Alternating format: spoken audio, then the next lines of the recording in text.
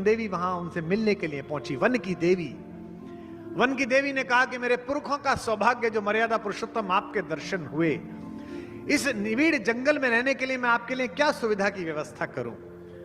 राम जी ने कहा वनवास मिला है, स्वयं सेवा का व्रत मिला है, अपनी सेवा स्वयं करनी है, इसमें आपकी सहायता नहीं चाहिए, मैं स्वयं कर लूंगा। फिर भी उसने कहा मुझे कुछ तो आदेश दीजिए ताकि मैं कृतार्थ अनुभव करूं कि ईश्वर के लिए मैं कृतज्ञ हुई। भगवान ने कहा कि बड़े संकोच से आपसे मांगता हूं, अगर हो सके तो इतना कर दीजिए कि जिस मार्ग से मैं आया हूं उसमें कंटक बहुत थे, कांटे बहुत थे, कांटे हटा दीजिए।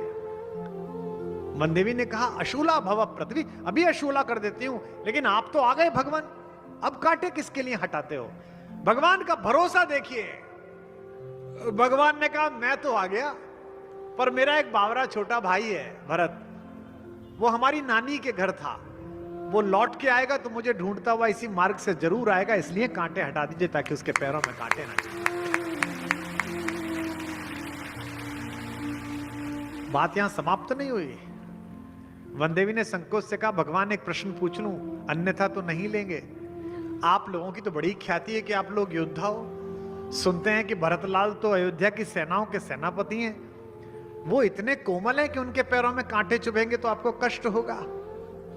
राम जी ने कहा नहीं, वो तो बड़ा शक्तिशाली है, उसकी तो छाती इतनी वज्र की है कि इंद्र का आयुध भी टकरा कर टूट सकता है, लेकिन उस रास्ते पर नंगे पैर आते समय अगर उसके पैर में एक कांटा भी चुभा तो उसका हृदय इस ग्लानि से टूट जाएगा कि मेरे कारण मेरे भैया को इन कांटों पर चलकर जाना पड़ा, इसलिए हटा दे।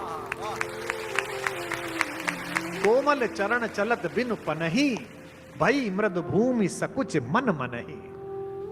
भूमि भी संकोच में आ गई, जैसे ही कोमल पद पड़ा भरत का, भूमि संकोच में आ गई कि हाय इसको कष्ट नहीं देना है।